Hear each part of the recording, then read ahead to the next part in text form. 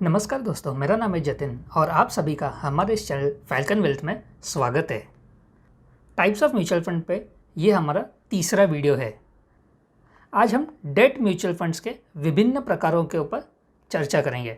Debt mutual funds के ऊपर बात करें इसके पहले आपको कुछ चीज़ें जानना बहुत ज़रूरी है। सबसे पहले डेट या डिबेंचर्स।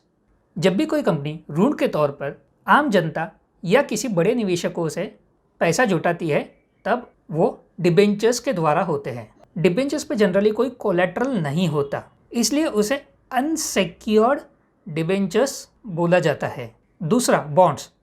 बॉन्ड्स एक तरफ से डिबेंचर्स ही है, बट डिबेंचर्स अनसेक्योर्ड होते हैं और बॉन्ड्स में किसी न किसी प्रकार का कोलेट्रल होता है। तीसरा मनी मार्केट इंस्ट्रूमेंट्स।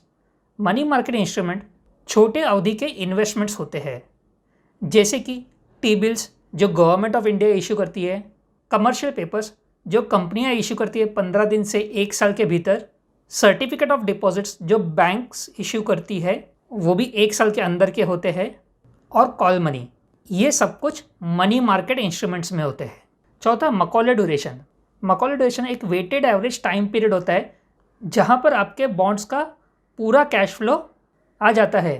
तो जनरली सारे इंटरेस्ट पेमेंट्स और फेस वैल्यू का प्रेजेंट वैल्यू निकाल के उसके ऊपर वेट्स अरेंज करते हैं। जैसे समझो 5 साल का बॉन्ड होता है तो उसमें पहले साल के लिए 1 वेट, दूसरे साल के लिए दूसरा वेट, तीसरे साल के 3 वेट, चौथे साल के लिए 4 और पाँचवें साल के लिए 5।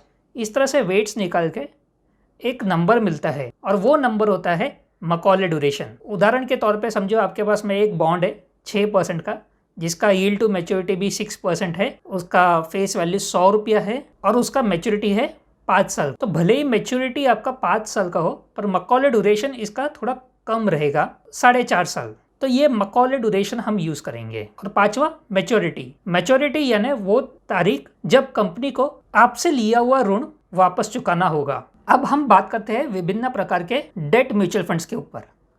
सबसे पहला ओवरनाइट फंड। ओवरनाइट फंड बिल्कुल सिंपल तरह का होता है।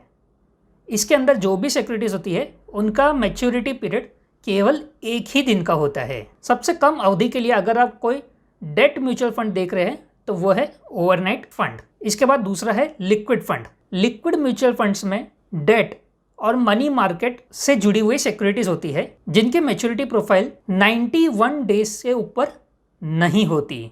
तीसरा है ultra short term mutual fund. अब हमने लिक्विड म्यूचुअल फंड्स में देखा कि उसकी अवधि 91 डेज तक होती है, मतलब 3 महीने तक। तो ultra short term mutual funds ऐसे डेट और मनी मार्केट सिक्योरिटीज में निवेश करेगा जिसका मकौले ड्यूरेशन 3 महीने से 6 महीने के बीच होता है। चौथा लो ड्यूरेशन म्यूचुअल फंड। अब लो ड्यूरेशन म्यूचुअल फंड थोड़े ज़्यादा अवधि के डेट और मनी मार्केट इंस्ट्रूमेंट्स में निवेश करता है। लो ड्यूरेशन म्यूचुअल फंड्स के सिक्योरिटीज का मकौले ड्यूरेशन 6 से 12 महीने के बीच में होता है। पांचवा मनी मार्केट म्यूचुअल फंड। जैसे कि नाम से ही पता चल जाता है, ये फंड के अंदर के सिक्योरिटीज केवल मनी मार्केट से जुड़े हुए सिक्योरिटीज में ही निवेश करेगा। छठा short duration mutual fund. Short duration mutual fund इस तरह के डेट और मनी मार्केट सिक्योरिटीज में निवेश करेगा जिसका मकौले ड्यूरेशन होगा 1 और 3 साल के बीच में।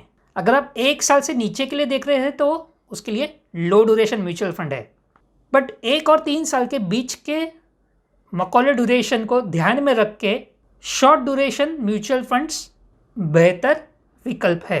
सातवां मीडियम ड्यूरेशन फंड। अब मीडियम ड्यूरेशन फंड ऐसे सिक्योरिटीज में निवेश करता है जिसका मकौले ड्यूरेशन होता है 3 और 6 साल के बीच में।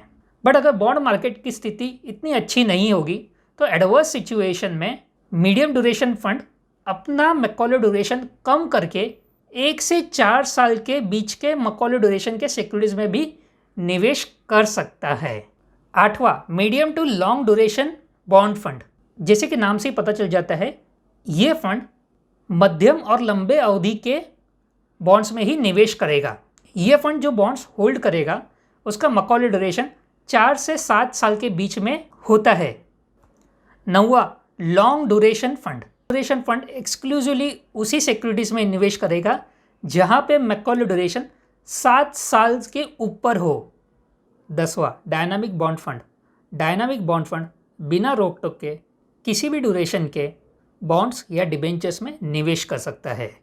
यहाँ मैं आपको एक बात बता दूँ कि दो डायनामिक बॉन्ड फंड्स कंपेयर करना काफ़ी मुश्किल है, क्योंकि एक फंड मैनेजर अपने पोर्टफोलियो में डिबेंचर्स या बॉन्ड्स 3 साल के मैकॉले ड्यूरेशन के हिसाब से ले सकता है, तो वहीं दूसरा फंड मैनेजर अपने पोर्टफोलियो में 7 या 8 साल का मैकॉले ड्यूरेशन के हिसाब से भी डिबेंचर्स या बॉन्ड्स ले सकता है। यही नहीं, दोनों के बीच के क्रेडिट प्रोफाइल्स में भी काफ़ी डिफरेंस हो सकते हैं। इसलिए डायनामिक बॉन्ड फंड कैटेगरी में अक्सर दो फंड्स कंपेयर करना मुश्किल होता है। 11वां corporate bond fund. Corporate bond fund में फंड मैनेजर को अपने AUM का कम से कम 80% AUM AA+ या उससे बेहतर क्रेडिट रेटेड बॉन्ड्स में निवेश करना होता है। 12वां credit risk fund. Credit risk fund में फंड मैनेजर अपने AUM का कम से कम 65% हिस्सा AA या उससे नीचे के रेटेड कॉरपोरेट बॉन्ड्स या डिबेंचर्स में लगाता है। बाकी का 35% हिस्सा फंड मैनेजर अपने हिसाब से AA या उसके नीचे के रेटेड बॉन्ड्स या AA से बेहतर रेटेड बॉन्ड्स में लगा सकता है। याद रखिए, कॉरपोरेट बॉन्ड फंड में AA+ या उसके बेहतर रेटेड बॉन्ड्स होते हैं और क्रेडिट रिस्क फंड में AA या उससे कम रेटेड बॉन्ड्स होते हैं।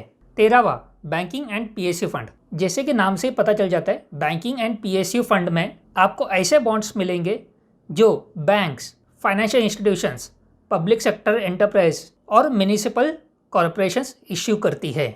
निजी कंपनियों के डिबेंचर्स और बॉन्ड्स इस फंड में देखने नहीं मिलेंगे। 14 गिल्ट फंड। गिल्ट फंड में एक फंड मैनेजर को अपने AUM का कम से कम 80% हिस्सा गवर्नमेंट सिक्योरिटीज में लगाना पड़ता है। भले ही रूल ये कहता है कि कम से कम 80% हिस्सा लगाना होता है, but practically her fund manager अपने AUM का सारा पैसा गवर्नमेंट सिक्योरिटीज में ही लगाता है। यहाँ पे गवर्नमेंट सिक्योरिटीज का ड्यूरेशन 1 साल भी हो सकता है, 3 साल भी, 5 साल भी, 7 साल भी, 10, 15, 20, कोई भी। Next, guilt fund with 10 year constant duration. अब जैसे कि हमने GSEC फंड में देखा कि एक फंड मैनेजर किसी भी ड्यूरेशन के गवर्नमेंट सिक्योरिटीज में निवेश कर सकता है, बट इस केस में फंड मैनेजर को ऐसे गवर्नमेंट सिक्योरिटीज में पैसा लगाना होगा जिसका मैकॉले ड्यूरेशन 10 साल का हो। अंत में फ्लोटर फंड। एक फ्लोटर फंड में फंड मैनेजर को अपने AUM का कम से कम 65% हिस्सा फ्लोटिंग रेट इंस्ट्रूमेंट्स में लगाना होता है। फ्लोटिंग रेट इंस्ट्रूमेंट्स यानी ऐसे इंस्ट्रूमेंट्स होते हैं जहाँ पे कोई आपको फिक्स्ड इंटरेस्ट रेट नहीं मिलता है। एक बेंचमार्क होता है और उसके ऊपर आपको सर्टेन परसेंटेज कोट किया हुआ जाता है। मान लो एक डिबेंचर है जहाँ पे आपको इंटरेस्ट इस तरह से कोट किया हुआ है कि इन्फ्लेशन प्लस 2%। अब समझ लो इस साल इन्फ्लेशन है 5%, तो 5 + 2 यानी 7% आपको इंटरेस्ट मिलेगा।